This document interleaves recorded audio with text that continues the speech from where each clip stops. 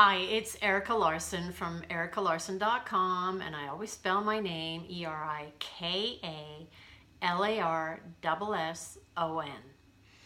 So you can go on my website and there's lots of useful information about communication and the 4 personality styles and lots of things you can download so that you can become proficient about what they need, who they are, what they're most gifted at doing so that you can have great relationships with all 4 personality styles.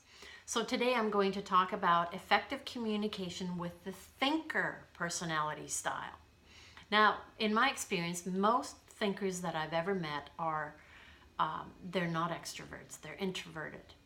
And so they don't like small talk a lot, and they think before they respond. So those are 2 big clues that you're dealing with thinkers. So this is how they communicate. Generally, they communicate to gain or share information and seldom focus on establishing or strengthening relationships in a conversation. Most introverts are not that interested in relationships. They're more into the information that is being presented. They like to share ideas and concepts with people who understand their communication style. When conversing, they focus on the subject at hand and relay their thoughts in a logical and precise way, taking time to think before they answer. That's just how they're wired. Nothing wrong with that. They're actually the people that they're the top scientists of the world. They do amazing things because they have the ability to look at things very differently than the other personality styles. Thinkers may speak with a monotone voice and show very few verbal cues as to their emotions. They're not emotions. They don't base anything on emotion. They base it on logic. They're uncomfortable with steady eye contact and will look in a different direction. And so imagine if I was talking to you with my head turned like that. Would you feel like I was paying attention or that I cared about you? Probably not. They have a tendency to do that because they're uncomfortable with it. And so what happens then? They miss all the nonverbal cues. And you know what? A large portion of our communication is nonverbal, and they miss it because they're looking at something else. So here's a few words that describe a thinker's communication style. And if you don't know what personality style you are, please go on my website, ericalarson.com, and take the free quiz that's on there so you can figure it out. Okay, so here's some clues if you're a thinker, personality communicator. Purposeful. They're very purposeful. They view small talk as a waste of time. They like to get to the point so they can discuss the pertinent information. And they may say things like, if you're going on and on about something, and what's your point? And they're very direct. People get very offended at their communication style because they're so direct.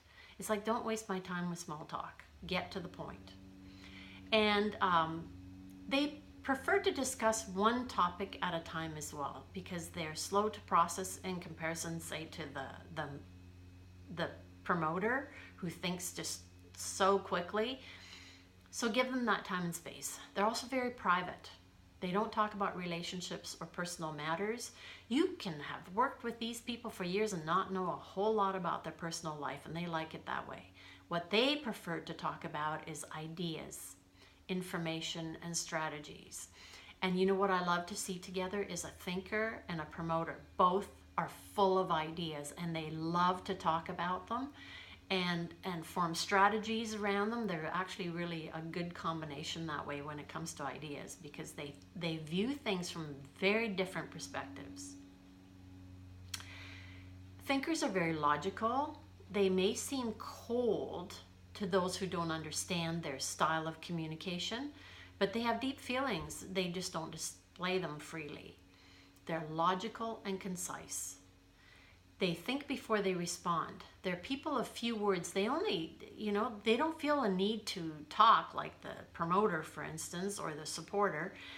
They just listen for things and ponder the subject at hand and how to answer it correctly. And many don't feel the need to do a lot of talking. If I don't have anything intelligent to say, why am I talking? They only participate when they know about the topic discussed as well. They feel very uncomfortable if a topic that they know little about is being discussed because their biggest fear is appearing stupid. They're irritated with laziness. Thinkers get irritated when people ask them for a solution before they stop to think and make an attempt to figure something out for themselves first. I'm guilty of this. I have a thinker nephew, and he's very, very brilliant when it comes to computer stuff. As a matter of fact, he makes games, or he has in the past. So I would phone him up anytime I had any kind of computer issues and ask him what to do. And he was nice the first couple of times, and then he'd say, Auntie, have you read the manual? It's like, no, I've never read a manual in my life. I'm a promoter. No. So he'd say, well, go and read that, and if you can't figure it out from that, call me. So yeah, that's what they do. They also avoid redundancy. They get annoyed and mentally leave a conversation if a person over-explains something. So the people that usually over-explain can be the planner, but most likely the supporters, because they get into every detail of the story. So remember, if you're talking to if you're a supporter and you're talking to a thinker, leave out some of the details because they'll mentally leave the conversation on you. They're very theoretical. Did I say that right? Theoretical. They like to speak of new ideas and future plans. They avoid the tried and true methods and seek after fresh ideas, focusing on what's possible. There's a lot of similarities between the promoters and the thinkers, but the way that they do things and the way they process things are completely like night and day. The thinkers are very hypothetical and abstract. They like the big picture, same as what the promoters do. They envision an idea or concept first before honing in on the details of the big picture. And they like others to follow suit, but sadly not everybody's wired that way. They like to explore ideas. They love exchanging thoughts and having discussions about topics of interest with people that understand what they're talking about. They ask questions. This can be so annoying for some people, but they just need to understand. It's how they're wired. Get used to their questions because they're not going to go away. They bypass any emotional bonding as they only want to have the facts and the data. Or data, I think Americans say. I'm from Canada, so forgive me. They question most things to ensure they fully understand, not to annoy you. They may express a controversial opinion to test the strength of the opposing argument. Do they really know what they're talking about? And are quick to point out mistakes and like to play the devil's advocate. These people know a lot about a lot of different topics. So if you're going to have any kind of a discussion with them, make sure you know what you're talking about. They use big words. Thinkers articulate and using high-level vocabulary or analogies or metaphors. They're very precise in their conversation. And they'll often correct you if you're using incorrect grammar. That is a dead giveaway for a thinker because they almost can't help themselves. I call them the grammar Nazis, but they're very, very good. If you want someone to check your grammar, these people will do it really well. They communicate with conviction. They use strong statements and can be very persuasive and convincing when they communicate a point. In any conversation, they look for compliance, belief, or agreement in the listener. They have a wry sense of humor. They see humor in situations. They're witty, observant, and frequently, though, will use sarcasm and creative word puns, which are not always welcome by others. So that's something to keep in mind if you're a thinker. But I think they have a great sense of humor. How they listen. They listen for detailed information, wanting to know the purpose of the communication. So if you're a supporter and you're just talking about this, that, and the other in the weather, they're like, what is the purpose of this? Or, a promoter telling one of their stories and they're like, get to the point, like, what is this all about? Do I need to know this? They may say things like that. They are accustomed to having people approach them to solve problems or exchange material. They tune out anyone with extreme emotions. They're not about emotions. They're about logic and fact, truth and fact.